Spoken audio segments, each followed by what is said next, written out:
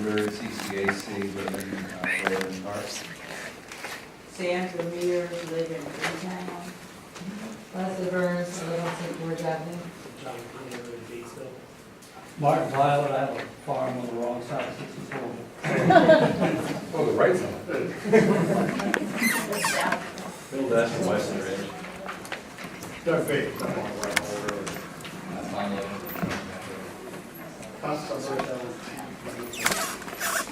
Dean Lassen at West Ridge.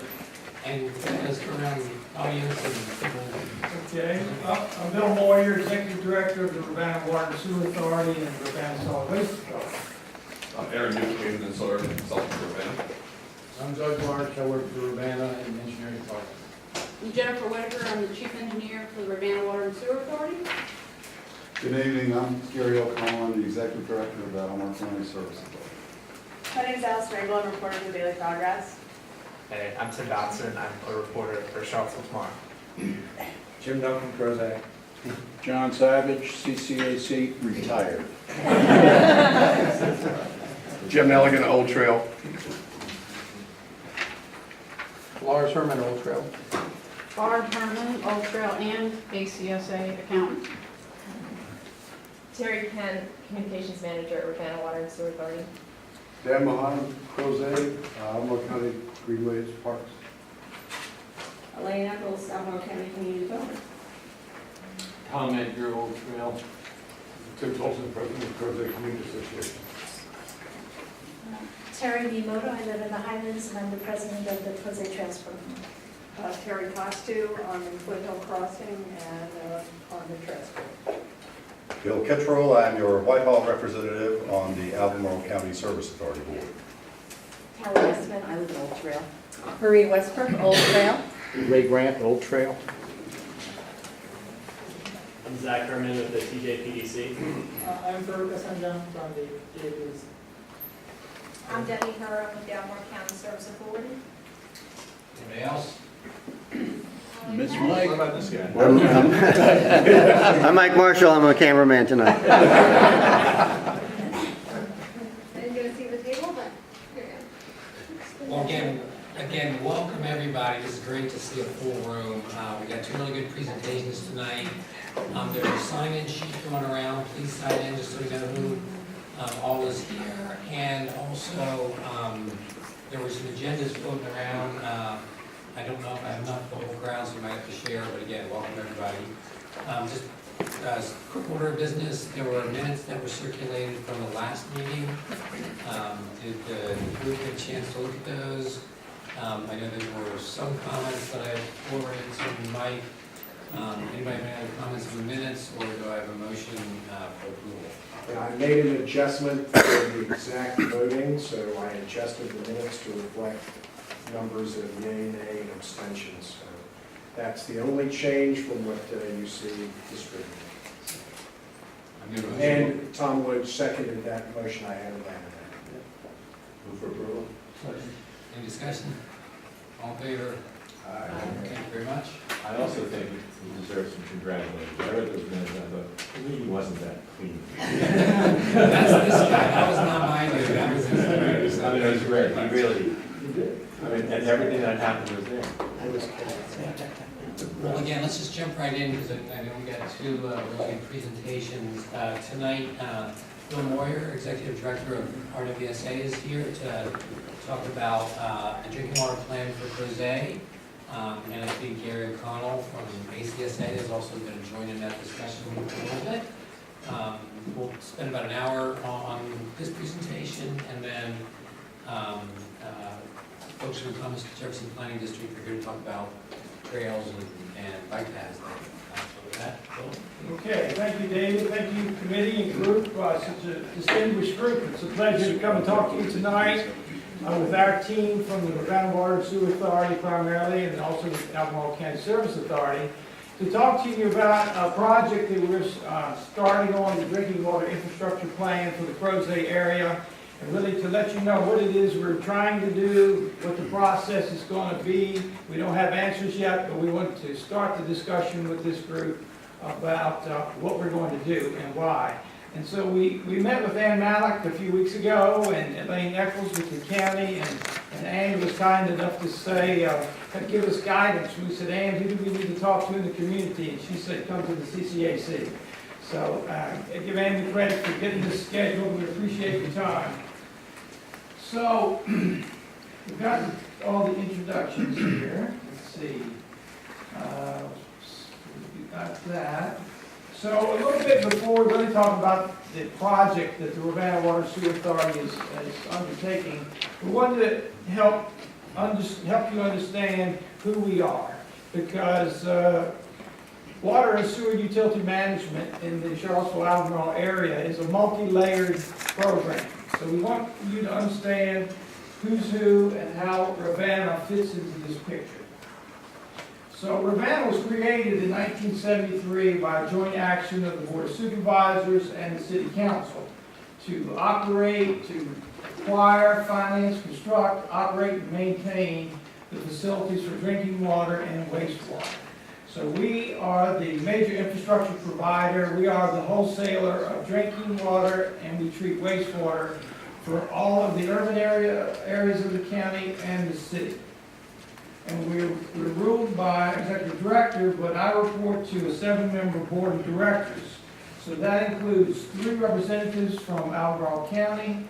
Dr. Palmer represents the Samuel Miller District. I'm sorry, the mouse doesn't work. Tom Foley used to be a Crozet resident and county manager, county executive, and Doug Walker is now the interim county executive. Gary O'Connell is a county representative, also representing the Service Authority. And then we have the city manager, Maurice Jones, city councilor, Kathy Galvin, and used to be Judy Mueller. She retired recently, so we got to get a new photo. But Laurie Hildebrand is the director of utilities for the city. And the 7th person, Mike Gaffney, has been the chairman of the board for the last 16 years. He is a joint appointee of the city and the county. So that is who runs the division of the Rivanna Solid Waste Water and Sewer Authority. We also have a Solid Waste Authority. So again, who does what in the utility world of Albemarle County? So the county government sets policy and zoning issues for land management in Albemarle County. They decide where growth goes and what it looks like. The Albemarle County Service Authority is the retail arm of the drinking water and the wastewater systems.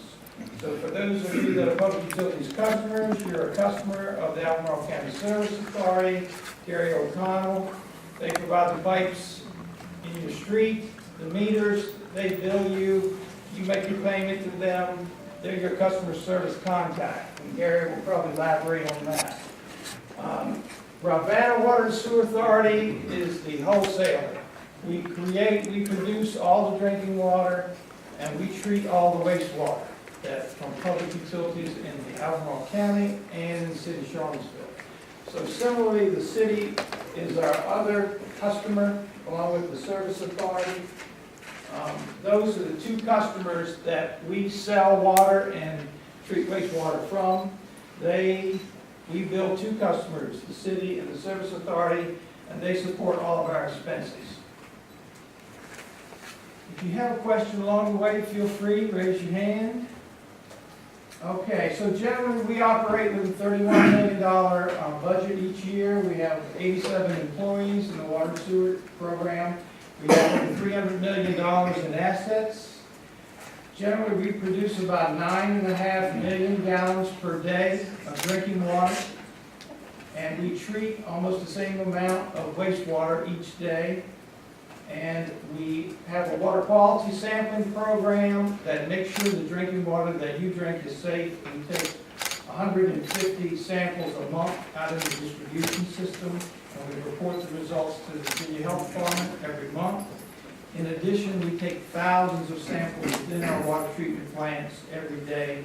But these are what we call the water quality sampling reports that we get and send to the Health Department. So those are strategically selected and have to be approved by the health department. And we don't just sample wherever we want to. We sample at selected homes, at the ends of the system, as far away from the treatment plant as we can get, really, to make sure that the people getting the product at the end of the pipe, that water is just as good as everywhere else. Because water has a shelf life. It does not last forever in a good state. And we monitor it to make sure what you're drinking is satisfactory. I'm not exactly sure how bottled water people do it, but they put it in a bottle and keep it for 6 months. We don't give you water that's 6 months old. It's a day or two old. We're moving it out. Gary is watching it. If we find chlorine levels are getting too low, you'll see Gary's people probably flushing from hydrants, even if it's on the hottest day of the year. We're trying to maintain water quality in our system. Okay. So this is where I really need a pointer. But we really operate 3 drinking water systems in Albemarle County in the city. So we have what we call the urban water system that serves 29 North, does not serve Crozet, and that is fed by water supply at Sugar Hollow Reservoir up in Whitehall, which goes to the South Rivanna Reservoir off 29 North, and they feed the South Rivanna Water Treatment Plant. Also, we have another treatment plant called the North Rivanna Treatment Plant, and we have Observatory Mountain Water Treatment Plant at the university. So collectively, those 3 water treatment plants produce about 9 million gallons a day, and they serve all of the city and most of the populated areas that use public water in the county, with the exception of Scottsville, that has its own water treatment plant and its own reservoir, and Crozet. You have your own water treatment plant and your own water supply, the Beaver Creek Reservoir. So in effect, we operate 3 drinking water systems through 5 reservoirs.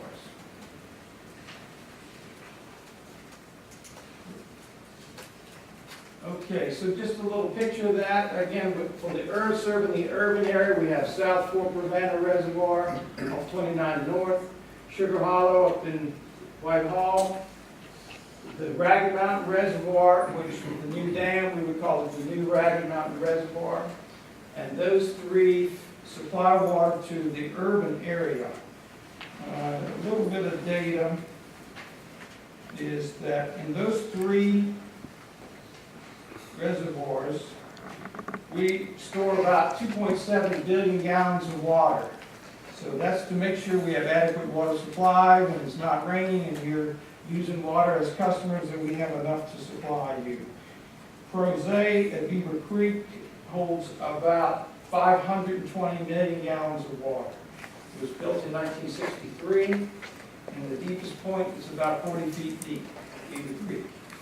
We've just finished what we call a bathymetric survey, and we use sonar to measure the water depth and recalculate the volume of water being stored so we can evaluate what's called the safe yield of the reservoir.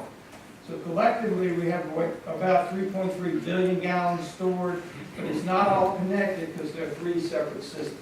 So for Crozet, you've got your water supply would be the creek, 520 million gallons. Okay. I mentioned our 5 water treatment plants. So we have the South Rivanna plant over at 29 North near Walmart. We have Observatory Mountain Water Treatment Plant on Observatory Mountain at the university, if you're familiar with that area. And we have the North Rivanna plant, which is one of our smaller plants, and those 3 serve the urban area. Scottsville has its own plant, and Crozet has its own plant over on Route 240, so probably you're familiar with that. Now, almost all of the wastewater in the county goes to our Moores Creek Water Treatment Facility, or Advanced Water Resource Recovery Facility, as we call it. So Scottsville has its own small wastewater treatment plant. Glenmore has a small treatment plant. And actually, we have a small, really small one at Stone Robinson Elementary School. Otherwise, all the wastewater in the county and the city goes to the Moores Creek plant, which is located near I-64 over off Route 20. You're familiar with that. So all the wastewater in Crozet goes here. So our office is right here at this building, and people say, wow, there's a terrible smell out on I-64. And I said, friend, we are the first ones to know it. We are living right in the middle of it. There's no surprises for us when we talk about odors, but actually we've been doing a lot of work on reducing the odors, covering some of the basins that we have, and doing things to reduce those odors. So we're very optimistic that's going to be improved. So about 9.5 million gallons of wastewater goes to that plant every day. Where does it go to? After that, Moores Creek. It goes to Moores Creek. Yes, sir. And our outfall is right in these woods right here, over this bridge, crosses Moores Creek, and Moores Creek goes to, who knows? Rivanna. The Rivanna River, right. Hence the Rivanna Water and Sewer Authority.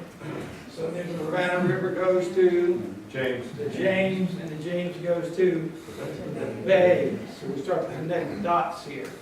Yeah, so all the wastewater we treat goes right back into Moores Creek, right there. We have what we call, this is the water side of the plant, where we are treating the water and any of the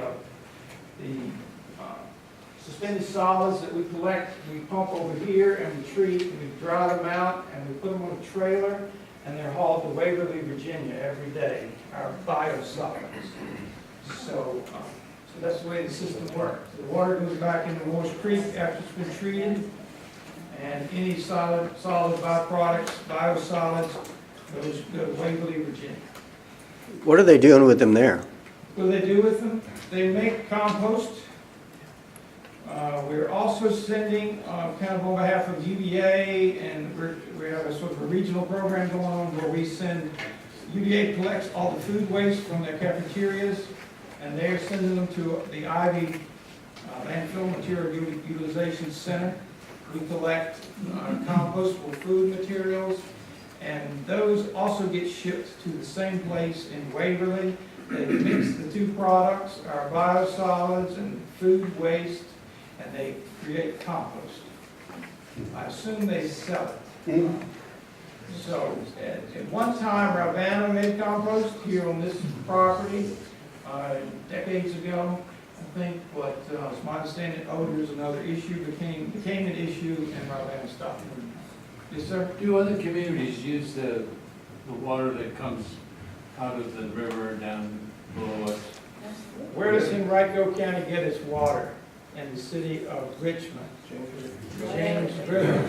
Yes, sir. Our waste. So we're at the upper end of the system. Well, what's southwest of here? Lynchburg. Their wastewater goes back into James River. And now, being on the Rivanna River, we're not pulling out of the James. But the health department has a rule of a 5-mile separation between an exit of a wastewater plant and the collection of a water treatment plant. So you get plenty of dilution, aside from the fact that the water is already well treated before it goes back in the river. For most systems, not to get too far afield, but rural areas are really in a better situation because through the county government's rules, we have a wastewater piping system, and we have a separate stormwater piping system. And like in the city of Richmond and other major urban areas, they have one pipe, and the wastewater and the rainwater goes in the same pipe. So when we have the huge deluge like we had the other afternoon, the wastewater plants are not big enough to hold that water, and it washes through into the James River from the city of Richmond, as I'm saying.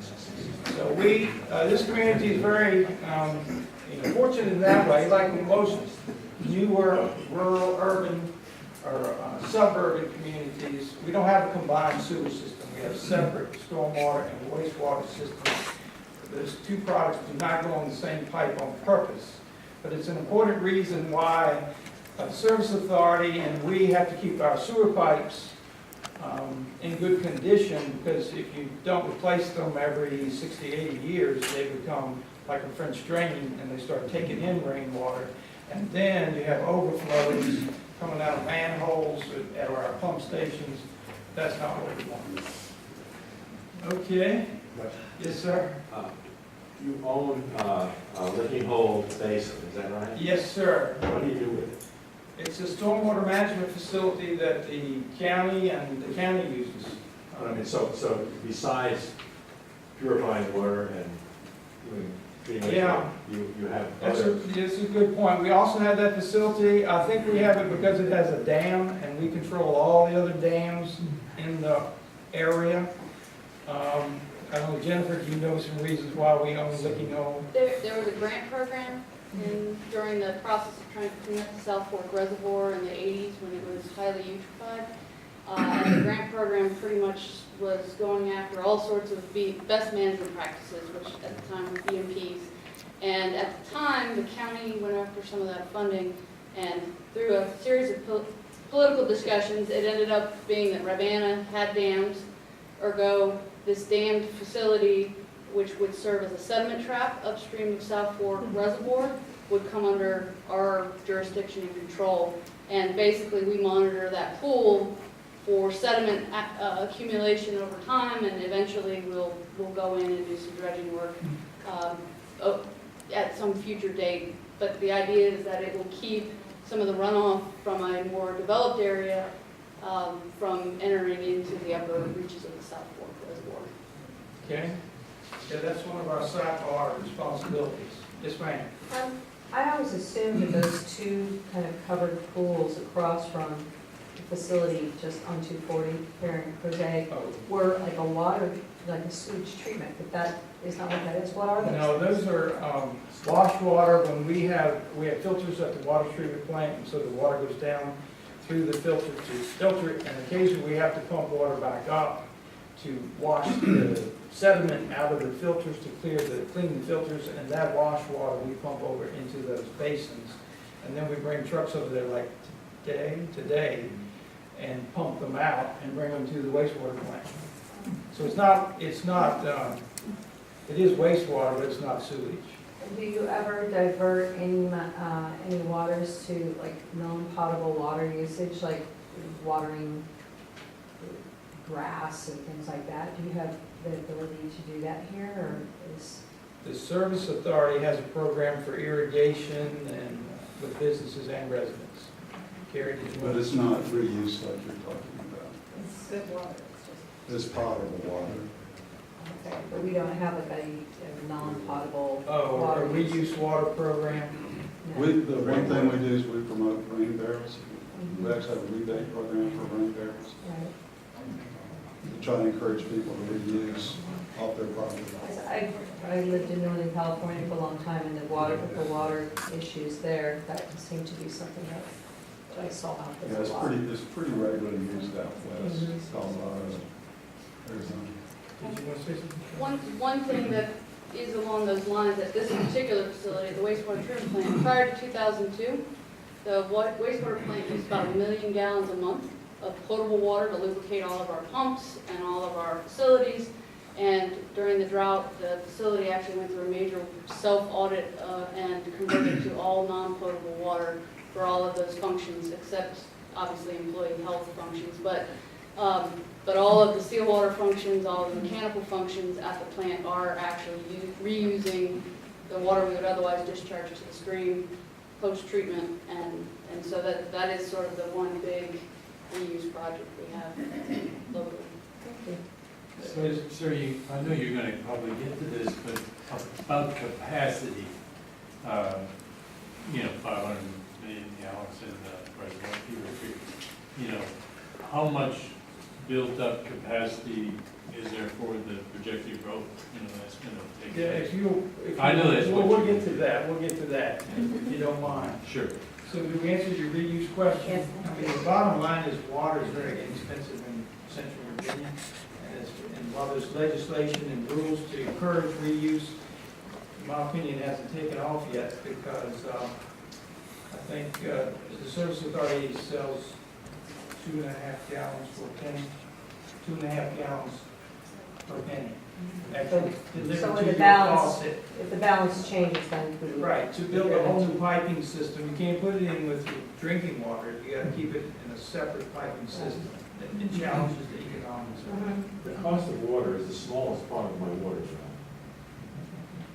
My water is really cheap, but my bill is not very cheap. And all of a sudden, there are these other things, and I'm not blaming you, I mean, I realize, I'm just curious.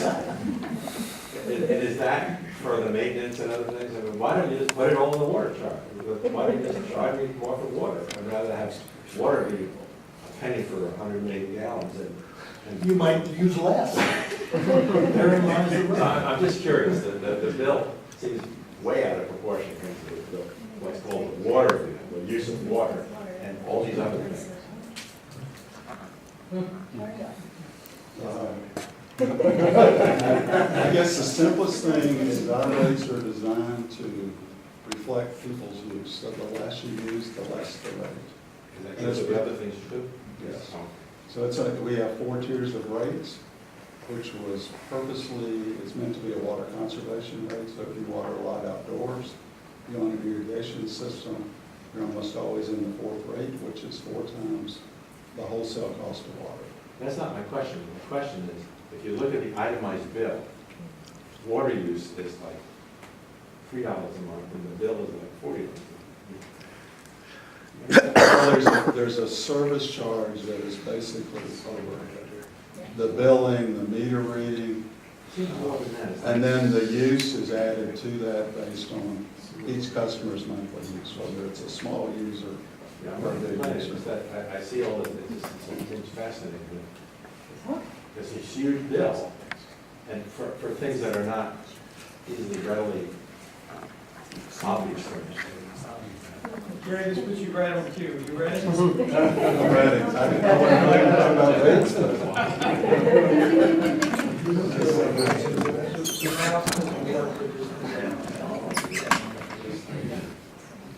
So I'm going to do a couple things. We're kind of tag teaming, but I think this is my one spot, so I'm going to cover a couple different areas. The Albemarle County Service Authority, ACSA, or some people call it Service Authority, it's the retail water and wastewater provider, so for Crozet and the rest of the system. We were founded in 1964, actually came out of the Crozet water system. It used to be a private Crozet water company, but the county made a decision they wanted to get in the public water business. There actually was a referendum. I was fascinated, I heard Phil James a couple months ago, but I put together a Crozet water history, if anybody's interested in that I got on the table. I won't go through all of that, but it's kind of fascinating to look at how Crozet started with wells and has evolved to the system that Bill was talking about. So we were involved over 50 years ago as the exclusive provider in Crozet.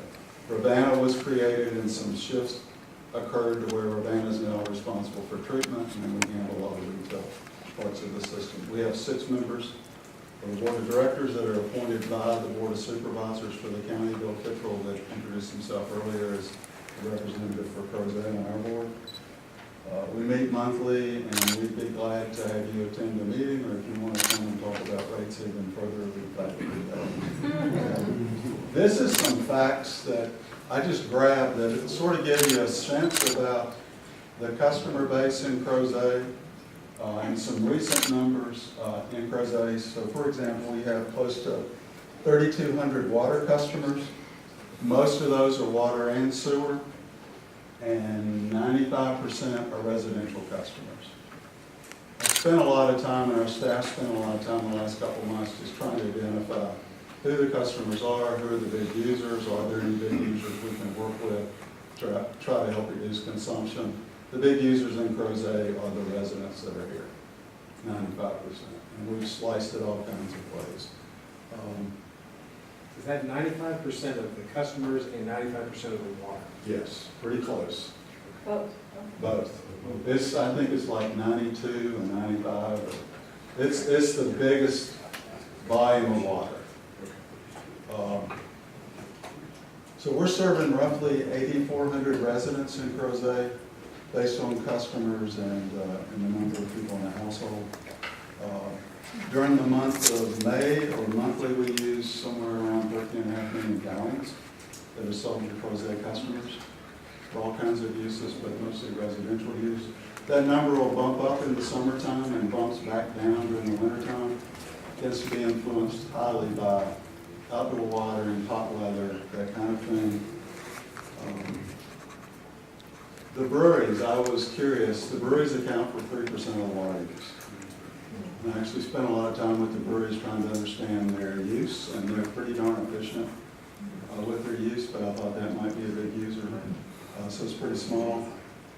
Irrigation customers, I've heard lots of stories about irrigation in Crozet. There are actually only 59 irrigation customers. It's 1.6% of the single-family water customers. So it's a pretty small percentage too. I think during peak months like hot days, August, July, what are we saying, 4% of the water use is irrigation. To give you a comparison, in the urban system, it's 10 to 12%. So that's a pretty low number. And the biggest irrigation users are the school ball fields, interestingly enough. Here, the 8418, that actually is in excess of what's in the development area. It's other users who are on the system because they've been part of the jurisdictional area. Yeah, the service area, the county officially calls it the jurisdictional area, was designated in 1964 when the ACSA was formed.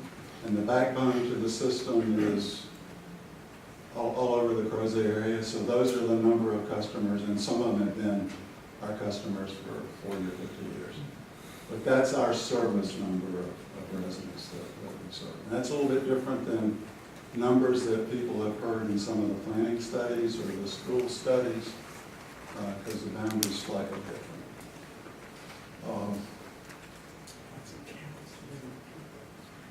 No, that's only one. One other one, just since 2010, we've seen 35% increase in the number of connections in Crozet, just to give you a sense for where the water users are going and what growth impacts we've had on our system.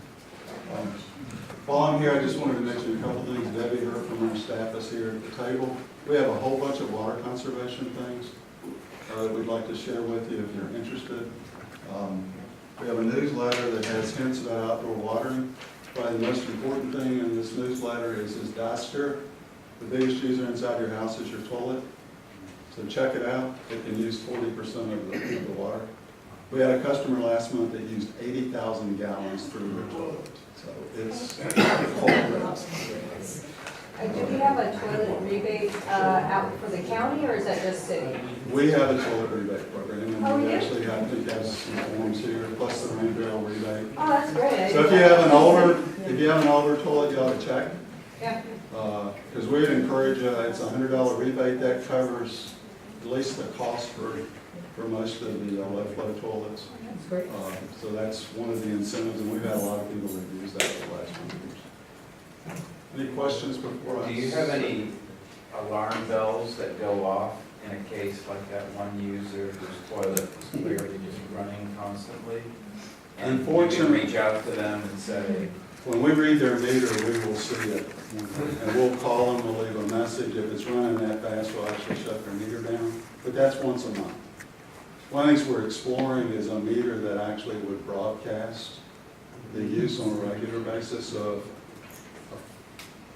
the toilet started running overnight, it would show up in the meter, and the meter would send a signal. We actually could get on the phone and call people or contact them.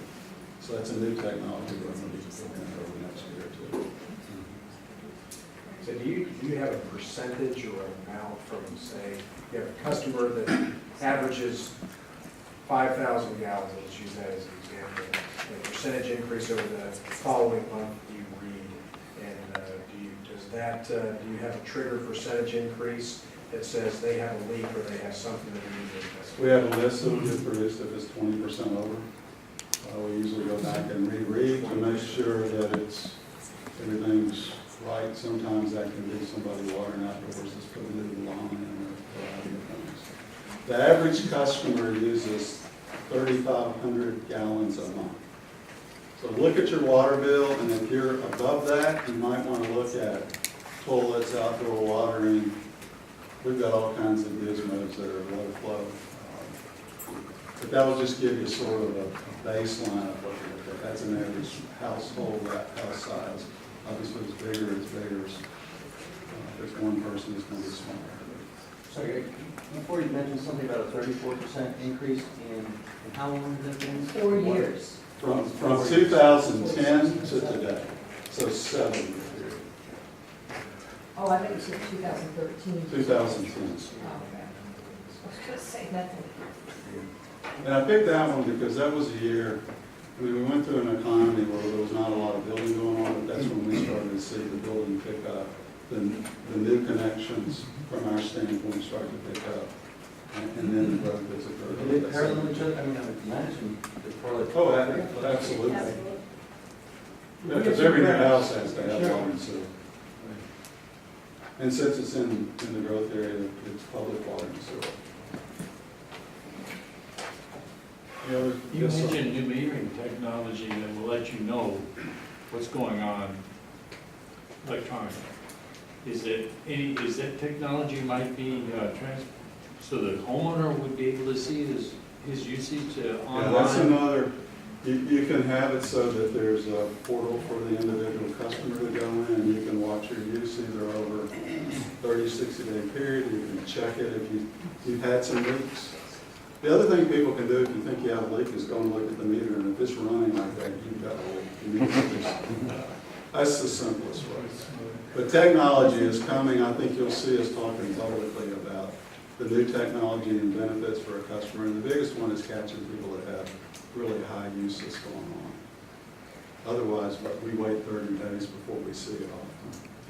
Yes, ma'am. I would compliment you on 1 month last year, we got a call at the end of the month that said our usage was very high, and should we check for leak? It happened that we had done a lot of landscaping that month, and so we were doing watering, but I've never lived in any place like that where they called you up and said, check it out, there's something wrong. So Yeah, we try I to appreciate routinely that. do that.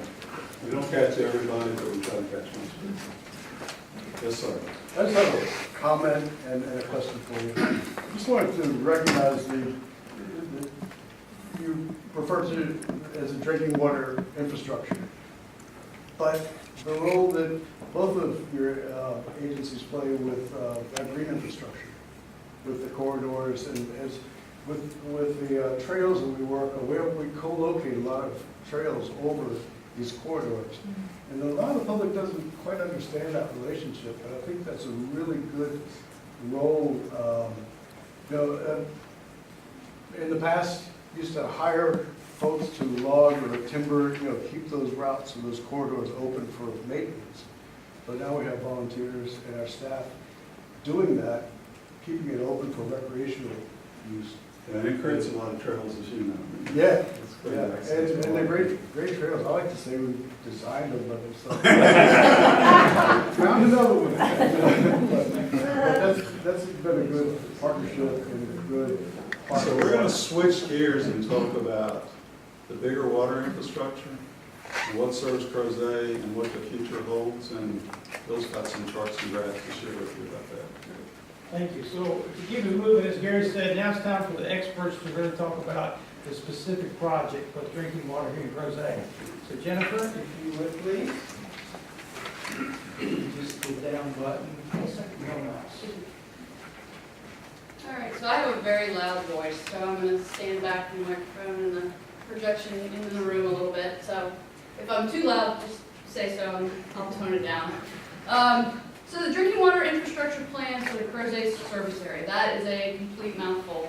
But we are here tonight to sort of introduce the work that we're getting started on and let you know why we need to do this project, what the purpose of the project is, and then really where we are, which is at the very beginning, which is why we're here really. And then we'll talk a little bit about process and schedule, how we move forward, how we hear your input, how we hear input from other folks, and really explain why this project is important to this community. This is is a map we've developed of the Crozet service area. Gary mentioned earlier the jurisdictional area, and it's actually quite an interesting sort of play of history. So this pink area that you'll see is the jurisdictional boundaries, the boundary that either water or sewer service is for the Crozet region. It is a little bit different than your boundary that you will see for the development area. And there's all sorts of historical reasons as to why that is. But it does play into the discussion that we're going to have about why we need to work on this project. So you'll see here, we've got the Crozet area, and as far as infrastructure goes, we have the Crozet water treatment plant, which is on 240. It's currently sized at 1 million gallons a day. I think somebody mentioned the lagoons across the street, the 1960s vintage physical infrastructure that's there, the 2017 vintage new tanks and barn-colored structure that's going up now, the 2017, 18, and 19 pump station that we're working on right now. So you'll see a lot of work at the water treatment plant. And what that signifies is not only have some of those pieces of infrastructure hit the end of their useful life and are in the process of being renewed because they are now 50, 60 years old, we're also looking at how do we serve the community into the future. So we've got the treatment plant itself and all the infrastructure that's there. And you'll also see that there's a big ground storage tank that's at that location, and that really acts as an integral piece of the water treatment plant. We also have the Beaver Creek Reservoir, which probably most folks think of as either a recreational lake, a nice place to fish, or where Western rows their crew team rows. So depending on what age your children are, that might be a perspective of how you look at that facility. That facility was constructed in the mid-60s. It serves as not only drinking water supply, it served as recreation, and it serves as flood control. It was funded through a federal grant program that the county applied for and then turned over the operation of that facility to Rivanna Water and Sewer Authority. Believe it or not, the land and the dam itself is still owned by the county, but for all purposes of expenses and operation, it is functionally under the Rivanna Water and Sewer Authority. So that dam is currently a high hazard dam, which is a classification that we use in the dam business. And yeah, exactly. We can all giggle. It's okay. In the dam business, the classification we use, it doesn't mean that the dam has any better or worse condition than any other facility. What it means is that we have population sensors and infrastructure that are in the area that can be impacted if there was ever a problem at that facility. And over time, in Crozet, we have had greater development, greater impact at downstream of the Beaver Creek Reservoir facility. We've got A10 that goes across the reservoir itself, and all of those factors combined have made this dam classified as a high hazard dam. And what that means is that we have to do some work on that facility based on some regulations in the 2008 to 2012 timeframe that came out of the state of Virginia. And I'll go into that a little bit more because it's pertinent to this discussion. We also have a pump station that's on the downstream side. That pump station picks up the water out of the reservoir, brings it to the water treatment plant. We treat and pump the water all the way through the system to the Buck's Elbow water storage tank, which sits up by not too far from Mid Springs Park. That reservoir that tank sits up on the mountain, and the water, it maintains fire protection and water pressure within the system. So those are the pieces of infrastructure that Rivanna operates and owns. We own some of the piping between those. We basically own the big stuff, if you will. And then the Service Authority has a tremendous number of smaller lines that interconnect the whole system and bring service not only from our infrastructure to other parts of the community and then into your residential areas. So that's sort of how that all works. One other thing I will mention is, just since we talked water and wastewater before, is that the wastewater from Crozet drains all completely to pump station number 4, which is at the base of Licking Hole Creek. It's right near the dam. It all drains by gravity to that location, and then it's pumped 4 successive times into the area where Boar's Head is and then enters the urban rain wastewater system and is treated at Marsh Creek. So just in case you didn't know, wastewater travels from Crozet east and basically goes into the urban system. So why are we doing this project now? Why does it matter? Why are we here? Why are we having this discussion? And what you'll see is that there was a project done in 2011 that really talked about what are our water demands? What are our demands in the urban system? What are our demands in Crozet? What are our demands in Scottsville? And how do we anticipate those demands to grow? What do we think we're going to see? And what you'll see in this graph is what we've been having average daily flow.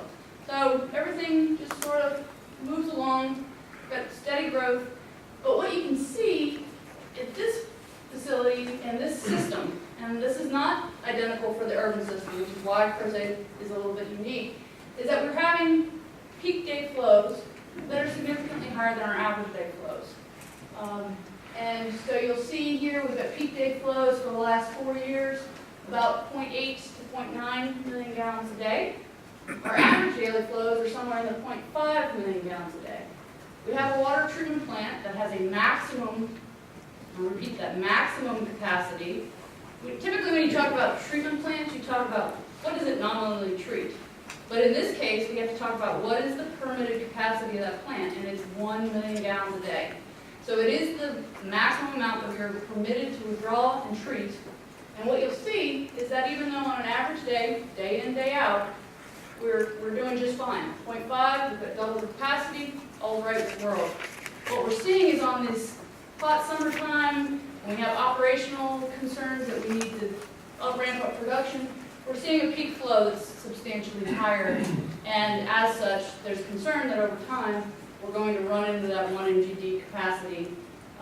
And we are at a point, which is typical in the industry, where we start really planning for our ability to move forward. So again, back to the expansion process will take years to complete because we want to do a good job. We want to do a job, infrastructure is typically built for 25 years to 50 years.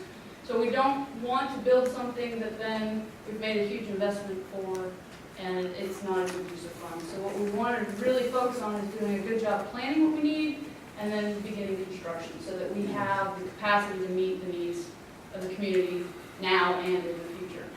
Back to Beaver Creek, and then I'll move on real quick. Beaver Creek Dam, because it is now a high hazard dam, when it was built, it was called a medium or significant hazard dam. And that means that the design criteria to pass water through the dam, over the dam, past the dam, are different. And so that dam now is required to be upgraded to the tune of $10 million plus. So we have to do that no matter what.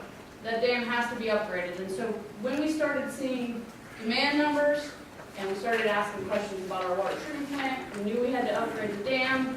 We started looking at what we're seeing in county data, building permits. It made sense. We're at the right time and the right place to really evaluate what are our needs for the next 50 years. Let's come up with a master plan. Let's lay this whole thing out so that we spend funds in a logical and reasonable way. Jennifer, so peak day flow, how often does that happen? Is that like a summertime issue? How many days in the year are peak days? You know, we've been slicing and dicing that data for about the last 3 months. Some systems, it's a single day, and you can attribute it, and historically, you'll see here, back in 2008, that was our peak day, a single peak day, and it was substantially higher than all the other days of the year. What we're finding, though, is that in the last 4 or 5 years, we're having 10 peak days, we're having 12 peak days, and the spread between our top 10 peak days used to be 0.2, 0.3, 0.4. So yeah, there was something going on one day that caused something to happen. Now we're seeing 2 or 3 days over a hot summer week, and then 2 or 3 days the following week, and then somebody needs to fill a pool, and then. And we're seeing a much more consistent just rise in that maximum condition more often. That's causing us to need to have the ability to treat and respond to it. Does the fact that Rounds Gap Turnpike travels over the dam of Beaver Creek make it have a different standard of something, the road? It would have 25 years ago. Virginia's regulations have changed substantially. Virginia did not have a very strong dam safety program historically, and now operates at an equivalent to the federal dam safety standard, which as a dam engineer, I'm very excited about. But what that means is it's not just the road. There's been some development downstream that does would now become inundated under these flood conditions. If there was a sudden failure, it would become inundated, and that sets that bar for it. Basically, high hazard is likely loss of property or loss of life, and so it's not. It's honestly, it's a pretty low bar, and I don't say that lightly, but even one structure can cause that one house, one barn, one piece of infrastructure can cause that dam to be classified. And honestly, in Beaver Creek, we've seen, I think we've got somewhere in 15 to 20 structures that are downstream in the inundation area, and then we do have the road, and then we've got downstream railroad crossings. And so those elements combined create that high hazard condition that needs to be addressed. So between the dam and the Veterans River is the only distance you have. So it's those 5 houses there at the bottom of the. It actually goes beyond that. The way that you do that evaluation is you fail the dam, theoretically, in a model, and then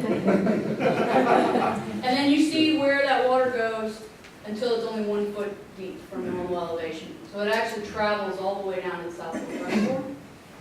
And so there's a very long travel path that you calculate that impact area. That's how that's done.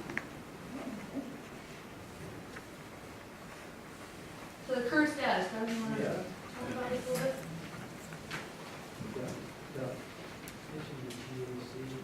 Yeah. So my job with Rivanna is to work with engineering design consultants to get improvement projects designed, and then after that, hire contractors to build projects. So some of the current status, we've had a pretty strong focus already in improving the water treatment plant.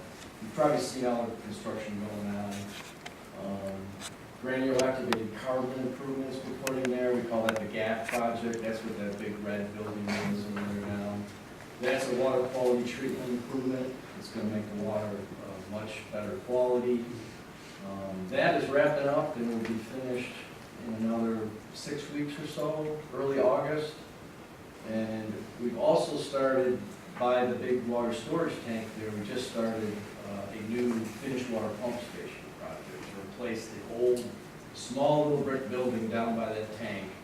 We're going to build a much bigger pumping facility so we can get more water into the system and up into Buck's Elbow tank much more quickly. Those are 2 projects under construction. The finished water pump station will take about 10, 11, 12 months. So next spring we'll be firing that up. GAC water will be going on. So one of the other things we briefly Jennifer touched on, we are working on a new design. We're going to go ahead and expand the existing water treatment plant. And we're going to take it to 1.5, maybe a little bit more million gallons per day, and upgrade its capacity from its 1.0, which is current. So that is already going on a kind of separate track from this drinking water infrastructure plan. That infrastructure plan we're talking about is more of a planning vehicle. There's 2 that we're going to be using to look at the next 50 years. But we're already going ahead, and we have a preliminary engineering report almost completed and ready to submit to go ahead and upgrade the treatment plant. This bullet here, 1.8 MGD safe yield, that was determined for Beaver Creek Reservoir in 2008.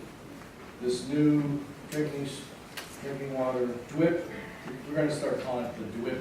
Because that was a mouthful. So the DWIP is going to reevaluate the safe yield of the reservoir, and that basically 1.8 million gallons per day is during the drought of record, which was 2002. That's what we can safely take out of that reservoir every day.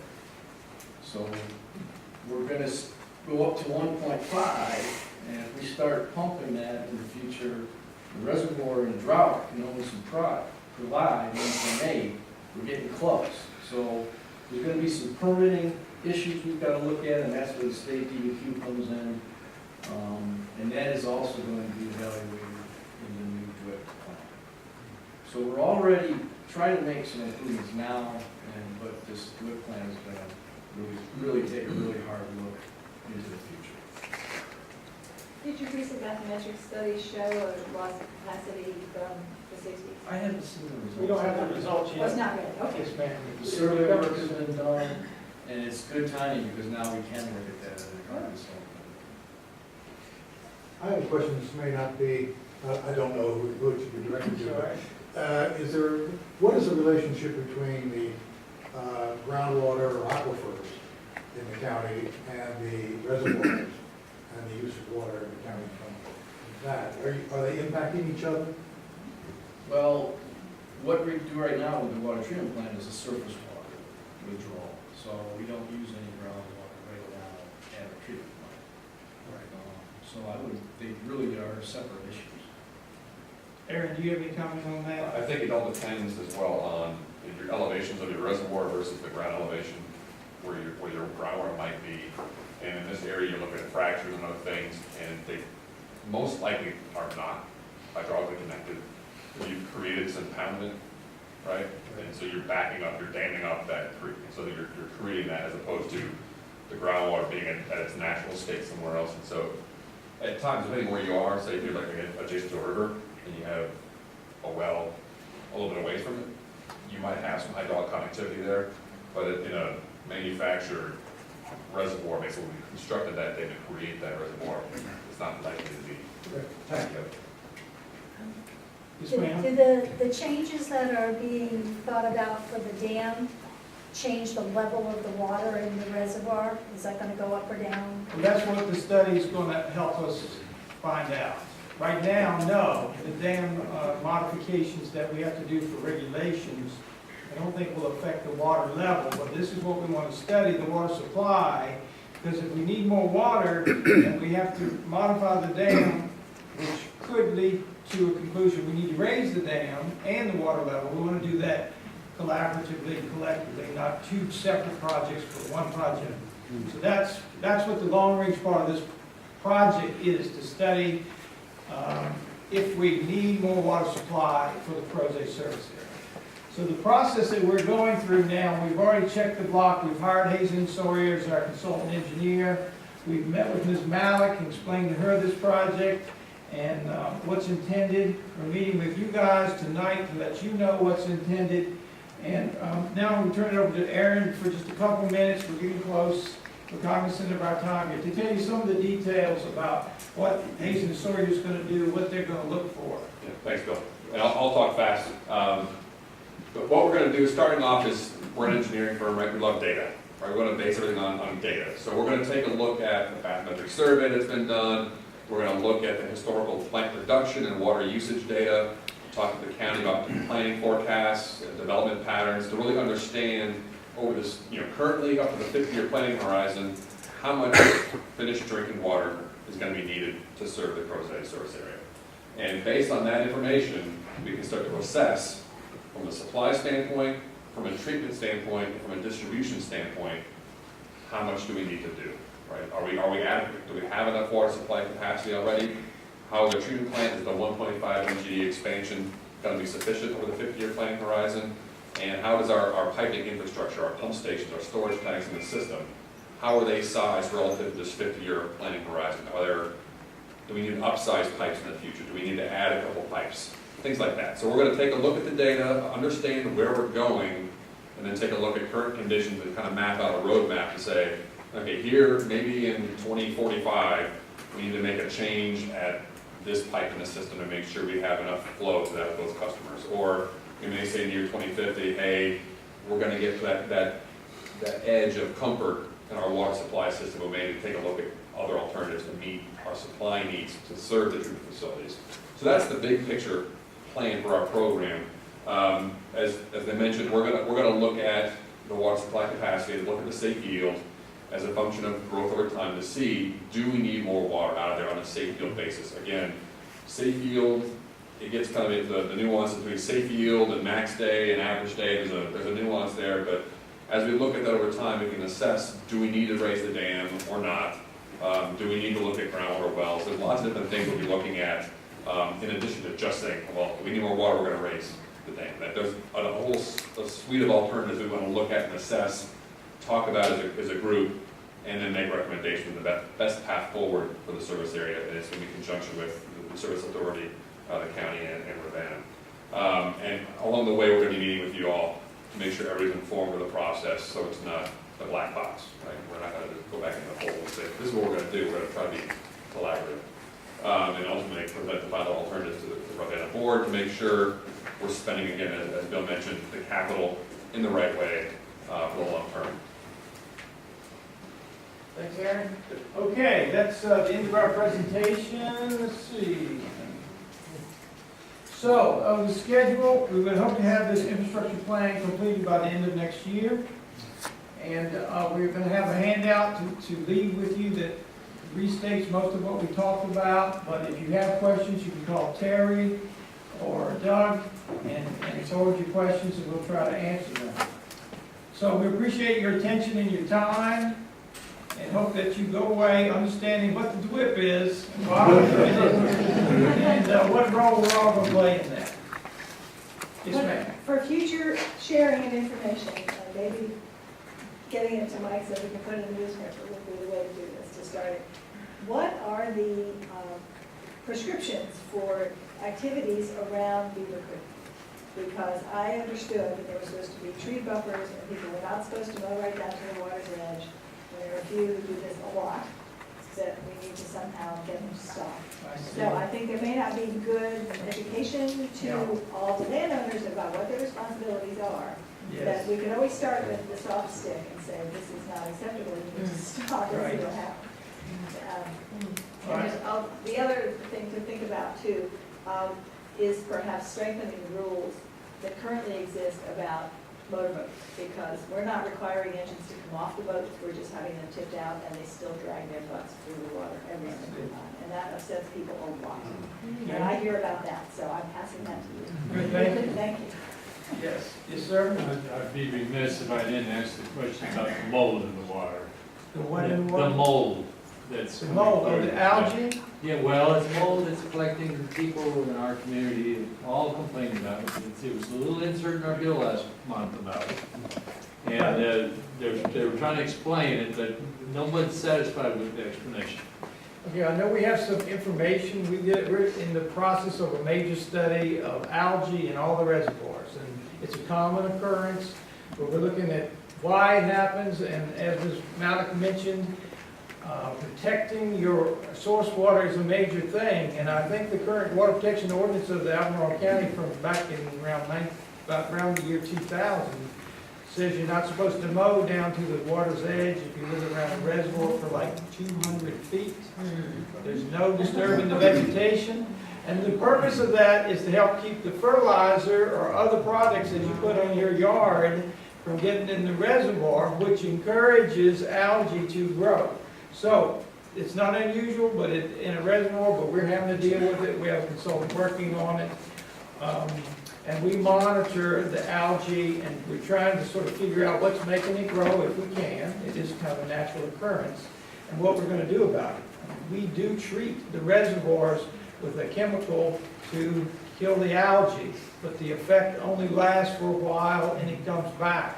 When we have a big storm and it washes nutrients and fertilizer back into the reservoir, and these are plants, they grow again. So it's not unusual, we're aware of it, we're working on it. So if that answers your question, we know about the blue-green algae. Good. And, Elaine, did you have anything to add? She's here at our request representing the county. You good? Okay. Bill, so when do you think you'll be ready to come back to meet with us again? Well, that's a good question. 6 months? 6 months, maybe.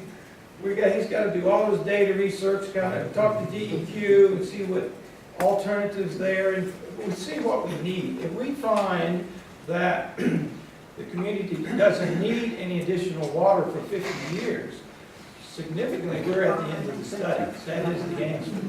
If we find we need some in 25 years or 30 years, now we got to start formulating some alternatives, working with DEQ, with what they're going to agree with, of how much water they're going to let us take out of the reservoir. They're going to require a minimum in-stream putback into the river, which it already gets a lot of putback. So we're not concerned about that. But then a lot of regulations kick in. So 6 months would be a general answer for us to get back to the group. Yes, ma'am? I think Ann's suggestion as to how we could, through the Crozet Gazette, get some information out to the general public, I think people need to be reminded a little bit about their use, and if it's put in simple enough terms to let people know that during peak season, peak days can be a really alarming thing for our community as far as water goes. I don't know exactly how that can be communicated, but I think people are receptive if we do try to communicate to them. Yeah, the Service Authority works very hard on water conservation, and they will carry that message. But that peak day thing, it's just like peak energy hours, when you know that you shouldn't do your laundry at the hottest day of the hours of the day, sort of thing. Right. So.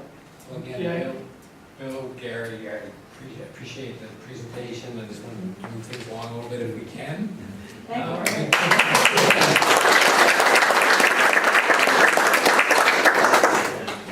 Next up, we have Zach. Glad to talk to you anytime. Yeah, well, I'll be following up with you. Thank you, Gary. John, Bring get your facts, figures. I need a couple of those.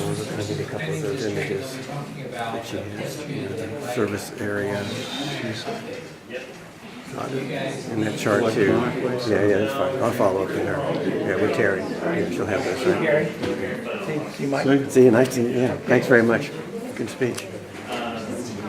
Thank y'all.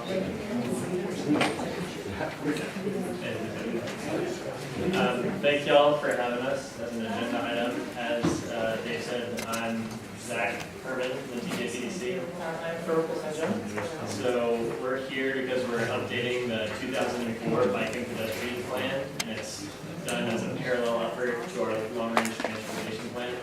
And so I don't know if y'all have seen the 2004 plan, but it's a little updated, obviously. And then essentially the recommendations were any road in Charlottesville or Albemarle, just slap a bike lane on it and it'll be fine. So we're going to go back and try to do a little bit of a better job on this one.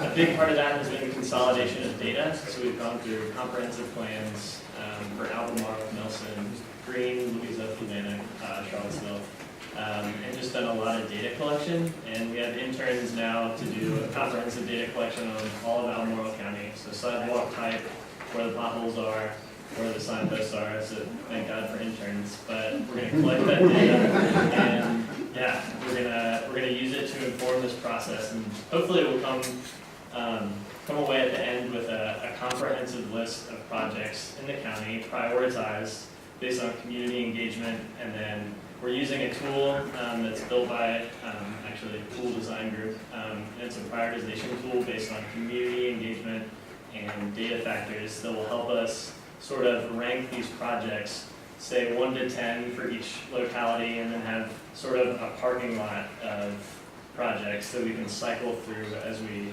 build them. And so for us, the most important part of this plan is going to be this list of projects, but then an implementation strategy. So funding sources and someone to hold the project's hand and walk it to completion. And so, for example, if you wanted to build sidewalks or bike lanes around elementary schools, we could pursue Safe Routes to School grants. We're noticing that we have a lot of projects floating around, but we don't have any way to get them completed. And so this implementation method is going to be huge for us.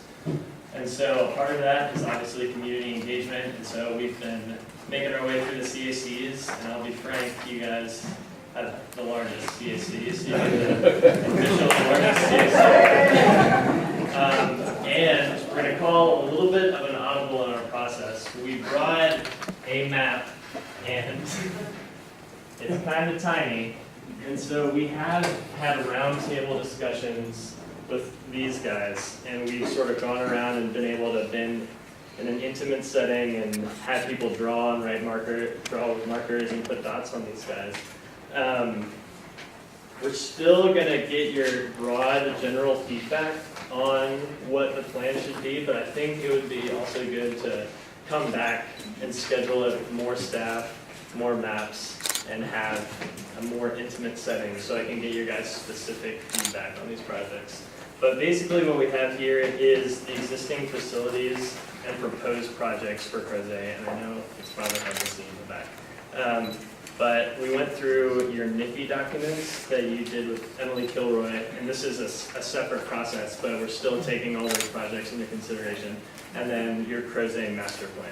And so we've gathered a lot of your projects and talked with Dan a little bit about what you guys are envisioning for the region, and for Crozet. And so right now I'd like to open the floor up and to just hear what you guys have to say about safety, connectivity, biking and in Crozet and in the region, and how you think we can make it better, things you want incorporated into the plan. So y'all can just shout stuff out and Farouk will describe it. Clarification first, when you say bike and tent, are you also looking at sidewalks? Yeah. Per se? Yes. Okay, Absolutely. we'll know about that. Okay, great. I've never tried to walk or ride a bike along the 3 Notch Road. Take your license. It's the only way out of my neighborhood. Okay. So, I mean, there are needs, that a tremendous number of needs, besides the fact that we have opportunities to build trails and Crozet, and we have people who are willing to do it. But my sense is that there are organizations that are working on this. Terry, what's that organization we tend to do? 3 Notch Road organization. They want to build it. 3 Notch Trail. The trail from Crozet. From Monticello to Crozet and then maybe to the top. And how do we find out what sources of money there are that we can apply for and whose arm to twist to get the approval? It's like the 2004 recommendations are just about what you see. If there are no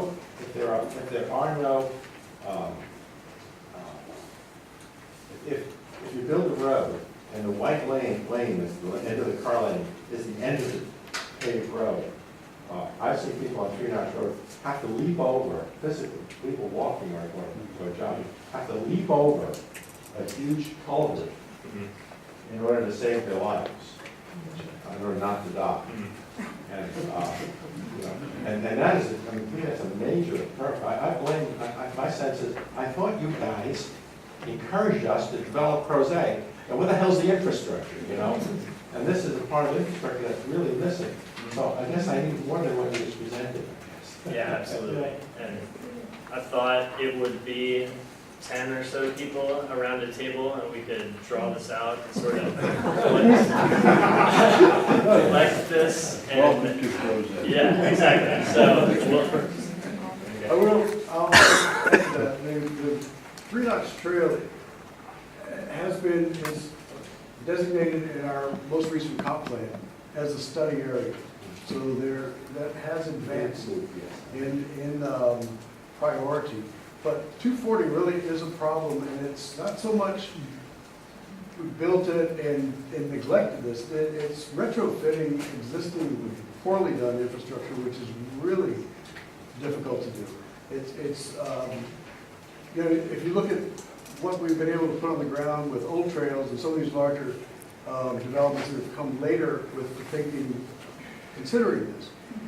We've got good wide sidewalks, we've got trail systems, but the existing transportation infrastructure, 240 and Crozet Avenue are horrendous.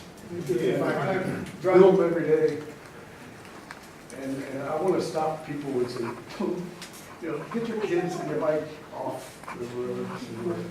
Just to build on that, just Crozet Avenue is taking up Whitehall Road. Yeah. Stretch, and there are bike clubs that use that road. Yep. Poor man walks that road every day. I don't know, but man, he's got to jump. Because it's just roaring down. there are some, comments already made on some specific, areas that you guys found problems. How about we start with, some general concerns about the existing network, both, for Crozet specifically or, for the area in general. What do you guys think is the most pressing issue that is, impeding biking or, walking in the area? In a more general. No place. No paved road. Not cars. We need roads that are bikers and pedestrians, are not for cars. So lack of specific or lack of dedicated infrastructure? Yes, dedicated.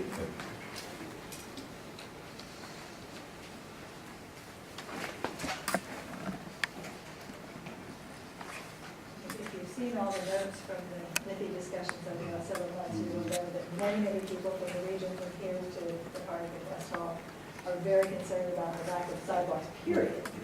Park and Taylor built out all of those older roads under which became the pathways to all sorts of new development over the hill.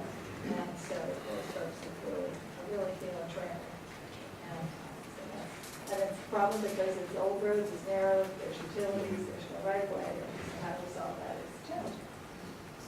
The other obstacle that's not discussed very often is 240. We're working on the Crozet Connector Trail, which is a primary trail running through the community. But the railroad tracks block folks from accessing that from the Highlands, in those neighborhoods.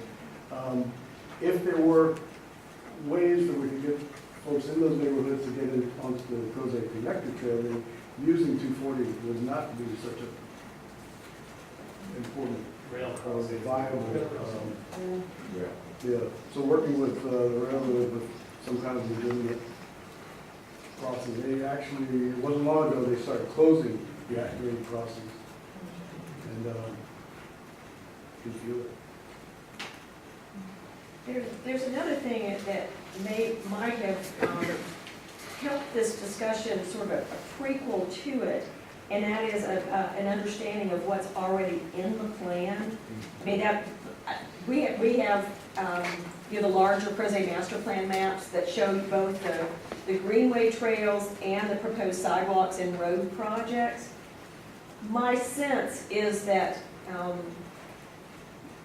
getting them done is a real difficulty that kind of rises to the top. It's not that, again, my sense is that the projects have already been identified. It's just a matter of finding a way to construct them. And I don't know if I'm articulating that correctly, but from the county standpoint, this seems to be the continuing request for the same particular improvements, especially 240 and 250. I agree. And it doesn't help a whole lot that we just have them on the plan. Right. So lack of implementation of already planned projects.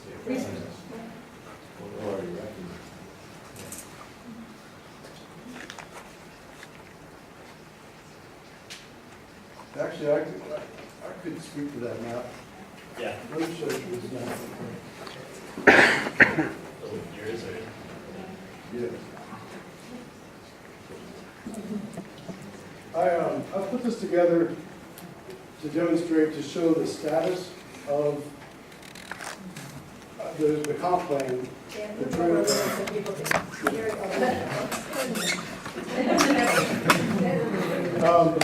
This goes from parcel to parcel and looks at the routes that have been designated and identified as part of the Greenway plan. And you can see the red here. You can't see very well from where you are, but there are critical connections and links that are missing. And while we have a plan and we all know where it wants to go, there are some pieces that are really holding it up for one reason or another. And that's one of the things that this kind of mapping is really helpful with. And I'll make this available to the council. So is the red the missing links, Dick? Yeah, they're strategically critically needed for some of these bigger connections. Since I made this map, though, things have changed. Things are actually rapidly evolving in Crozet for the Greenway. It doesn't change 240 and 250 very much. And are the missing links primarily right-of-way or primarily funding to actually build a trail? It's right away. Yeah, once we get the easements in the right of way for these, between the Crozet Trails crew and everything there, we can move forward. We've just been blocked. Is the right-of-way, does that come from VDOT? Where do you get the right-of-way? Oh, it varies. Some of it's private, some of it's part of development, large development that hasn't fully been realized, where we have a proffer that's waiting for us to pick it up. But all in all, it's actually coming together pretty well. You don't feel it or see it yet, but it won't be long before some significant connections. But again, Dan, one of the problems with the connector trail, and not to beat a dead horse, but you can't ride your bike on it in its current condition. It needs crushed stone, which would be a large expense, and we're going to need assistance from the county or, you know, people to help us. That's the kind of thing that this kind of evaluation is useful for, to get input. We have a plan. What is the community seeing as priorities within this plan? And issues like that are really good to identify and to hear. And I think that making the connector trail bikeable for most of us, I mean, some of us can do it in the mud, but not most of us, really alleviates a lot of the problems with 240 and 250 in a much quicker and cheaper way. Yeah, and that's the point that, you know, that older transportation infrastructure that we're really having trouble retrofitting, once we get these good solid connections inside the community, there'll be an alternative, and that's a big part of this. The real goal that came out of this plan was to connect Licking Old Basin to Mid Springs with a safe, bikeable route where you could go and not be on the roads and in harm's way, and then connect to the schools. I could add something to that. We have basically two main standards for trails. We have sort of the nature trail, and then we have something that's more paved, or it could be, it's a more solid surface. And it may be that that the designations of the trails on the plan need to be looked at to see which ones should be more nature trails and which ones should be less nature trails and more about more passable, and that might be an outgrowth from this, just to relook at that to get that bikeability. That's a good point. With master plans, not only for Crozet, but all over the county, some of the trails are designated as Class B primitive, simple, rustic trails. The idea there is to get them in place, and then if we hear from the community or we see that there's a need to upgrade, whether it be for you know, a desire to have street bikes be able to run these, or more width, whatever, then we can grow these trails and evolve them. And we've kind of done that with the Crozet Connector Trail. Is there a list of trail projects? I mean, I know that there is some identified in the master plan. Is there a I mean, that's a wonderful map. Is there a separate list of trail projects that are reflected there somewhere, and so where would people find that? Or is that This is called Well, here in the implementation chapter of the Crozet Master Plan, at the very end, you'll see the trails listed, which ones need to be done, and if you look at the Crozet Master Plan Parks and Green Systems map, you'll see what they're designated as right now. But you should be able to find that in the master plan in the last chapter. But Dan might be able to also give you. Yeah, just call me. Just call me, because it's interesting the way that these things come together. Really, they bloom pops. They show up wherever there's opportunities, and many times it'll be a development project like Westlake. When that came in, we got that whole huge loop that makes the Crozet connector trail connect to the Licking Hole Trail. So yeah, it's inch by inch, mile by mile. One of the problems of looking at that page is when you interpret it, you see things that mean 8 to 10 years in the future. You know, I want to be able to still ride my bike on these things. I mean, I only got 25 years left. So I don't know if there is available and I'm just not knowing about it, but because of the railroad being a sort of a barrier and people needing to move back and forth east and west to get to downtown, to make this a walkable, bikeable area, to me, there's a challenge getting to park, which is something that we want to encourage people to use, but with that road, it's kind of dippy right there by the little pond, and there's some of the neighbors there that will not let you, they see you walking off the shoulder into the grass, they come out and yell at you. So I feel like 240, 250, but also that throughway to the park, and maybe as part of the trails crew, you've already got something there, and I'm not aware of it, but, you know, just from downtown here to, you know, going down Tabor and, you know. Right. We're, actually, the design of the lumberyard, there'll be a connection that'll come right through there to the library and to the, that connection is there, it's just not there now. There also is a connection from Park Road in West Pedestrian that is going to go all the way through the park view where the neighborhood is. So you can get off 240 at Western Ridge. And I'm so delighted. I mean, you can actually get to downtown without using 240 or Crozet Avenue from the west. Now, not from Highlands yet, not from but that new road, and it's because of the Eastern Avenue, Westlake, and all that development. So some of the development there is very adapted for casual walking and biking. It's funny because with when we did Jarman's Gap Road, people just started walking on that like crazy. I mean, it's great to see that. I think it could be the same going that direction. Yeah, our running group already is making a big. Yeah. Park Road could really use sidewalks. Yeah. It really could.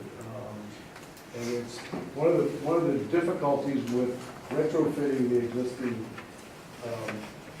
road infrastructure is the setbacks, the homes and the properties. You really don't want to, you know, some of it is just uncomfortably close, especially out on 240.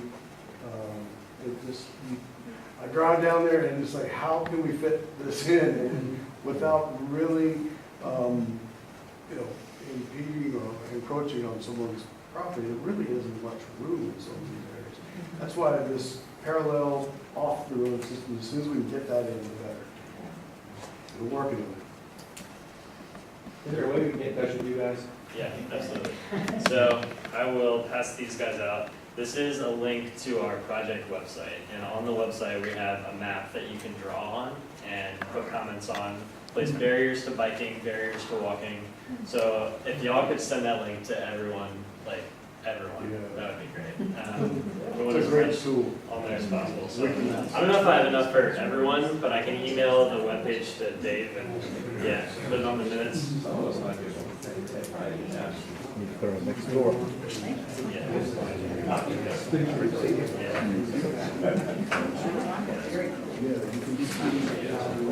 Email a link to me and I'll put it on the CCA website.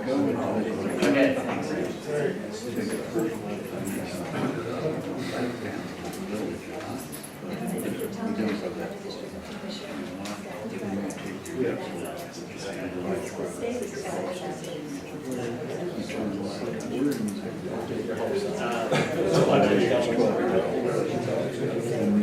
Newer sections. goes along we're not on the back on the street, but some of us. I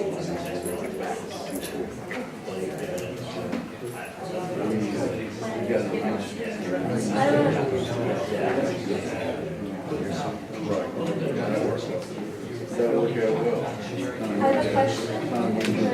I can't hear the conversation. So I guess my question was, I wanted to see if they could expand a little bit on their plans for, implementation. They were great, not only the collecting projects, they think about prioritizing it. But I'm curious in terms of implementation, is that something the planning district is gonna try to do? Is it more, try to be a communication tool to, get the word out to others about grant applications, or what are your thoughts there? Where do you go? Yeah, I think it's what the goal is a how-to guide for, so I guess for the Albemarle section, it would be for Kevin McDermott and the transportation planner to help facilitate that sort of direction for the funding. I don't know necessarily if the TJPDC is going to take ownership over every bike project that we put on this list, but certainly more guidance than there was on the 2004 plan, and that's our basic idea. There's some mutual advantages to having a conglomeration of projects to go for funding for some of the outside funding sources. Absolutely, and with our us housing the MPO, it will help these large road projects score better on the land use and pedestrian sides of things for VDOT smart scale processes. So that is really going to help. If we have a pool of bike and ped projects to bring in and pair them with a giant road project, it'll be really helpful. I'd like to add to that. Kevin's fairly new. It's great. We've got a transportation planner back in. We had one and we lost it for a while. We've got pilot projects sort of going right now where the city and the county and TJPDC are working with a TAP grant. TAP grants are typically the VDOT road grants. And this is relative to the Berkmar Fifth Street project. So we're working together and learning how we can pull together and do better at getting these grants. Most of the grants I've gotten to date have been RTP or recreational grants. With Kevin on board, as he said, he's making a strong connection and relationship with VDOT. We haven't, for our Greenwood, really pursued the VDOT grants in the past. So that's another thing that we should start seeing more projects hitting the ground. I've been surprised at how much money VDOT is really willing to give to these kind of projects. So that's good stuff. US Bike Route 76 passes right through Crozet. Basically, how does that connect with your planning and the work that you're doing? Does it all? We have the existing plan. We have the data on it. We did the plan, not you and I, but someone in our organization. So I don't necessarily know if it is going to change the Bike Route 76 plan at all, but we're certainly going to incorporate it into the plan and keep it in mind. I know that there's more work to be done on that in the future. I'm not sure if it will be done. This plan is slated to be done by June of 2018, and so I'm not sure if it will be added into this plan, but yeah. What's Bike Route 76? It's, do you? Yeah. It's a cross-country bike route. It was formed in 1976 for the bicentennial celebration, and it goes across the whole country. Yeah. It goes right to Charlottesville. By Kingsville. Kingsville, past there, if you go down by Jarman's Gap. That's what the little signs you'll see, it says 76. I think they are, it is still happening, the race is happening right now. Yeah. It's getting ready to come. But Yeah. I think the important thing is that the bike route system is a nationwide network of signed bike routes, both on and off-road, that connect major areas of the whole country. And if you look at their plans, you see that there is like this whole network going from place to place. We get people going cross-country on Bike Route 76, and the way it's routed past Crozet, they miss Crozet. I mean, I would think that if we could reroute 76, and I've actually written to the guy in Culpeper or whatever, but if we could reroute 76 to come up Jarman's Gap Road where there is a bike lane, and into town where there's ice cream and libraries and post office. And a bike shop. And then out 240 through Beaver, past Beaver Creek and up that way. Because I just think 810, which it goes through now, is like god awful to ride. I won't ride that. But, you know, this other way. But I think that if you could bring bikers into town, that fits in with what we're trying to talk about, the branding of Crozet as an outdoorsy kind of place. Let them see let them go by Star Hill, you know, let them come to the grocery store. Yeah, the PDC across the mountain in central Shenandoah, I believe they did an economic development survey of what they were bringing in with bike, and it was insane, insanely surprising. So, yeah, that's something that we're working on, because that's when the beans are being counted. We haven't had really a good measure of the recreation, the value, the economic value, revenue value of these enhanced recreation opportunities and destinations. And we're working on that, and we've explored different models, but that's a big piece that when we're looking at that pie of where we're giving, putting money, that's one place where we're actually investing and getting money back, but we can't really demonstrate that. That's been kind of frustrating. But not only the 76 route, but the Appalachian Trail in your trail town. There's other things, layers of value that we could work with, identifying or working with these national systems. Beyond the retail or the just bringing people through aspect, if you look at thriving smaller towns or places where people that are corporate, that can live away from where they work, young families moving out of urban centers, the places that attract them have those sorts of opportunities. They want to be in a place like this, and that's one of the reasons I think Crozet is unique, and it does attract a certain type of person. But those things have long-ranging, just like schools, they have long-ranging quality effects on our community. Well, I think it's probably important to wrap it, but we also have to have a safe environment. Yes, we get it. Because there's nothing worse than going after it and introducing it into a hazardous environment. Right. I would not call our environment currently safe. No, it's pretty, but it's not Yeah. safe. So I think the plan, we've got to have a safe opportunity for it to. There are different things that drive this plan.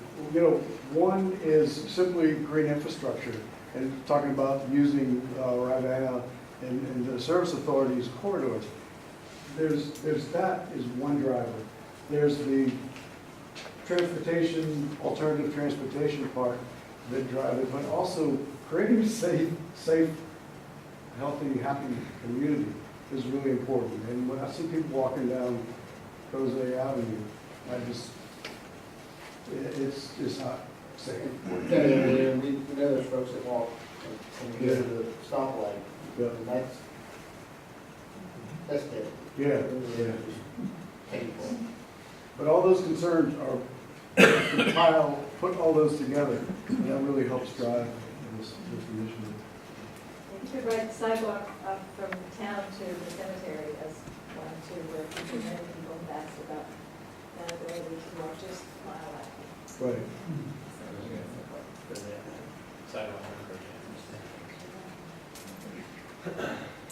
People would come out and use it. I remember right after I moved here, we had those big blizzards and nobody was on the road.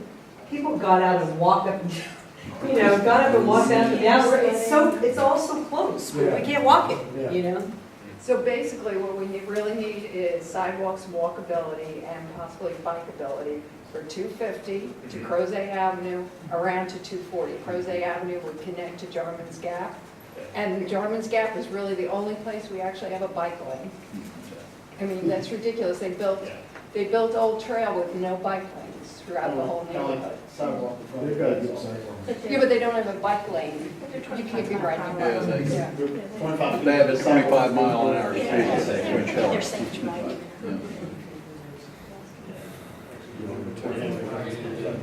I think, unless y'all have any other questions or comments. Questions? We'll look forward to the next question. Yeah, I was going to suggest that we respond as a recurring. Everybody go do your surveys. Zach, improved things. Yeah, thank y'all very much.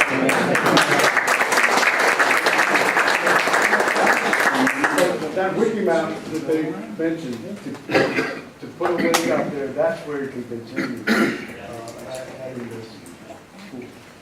Good job. So it looks like we'll actually get out of here early, I think, this evening. Last item, just real quickly, Emily had sent around last Thursday, and which I forwarded to CCAC as well as our notified list, sort of an update on the neighborhood improvements funding initiative project.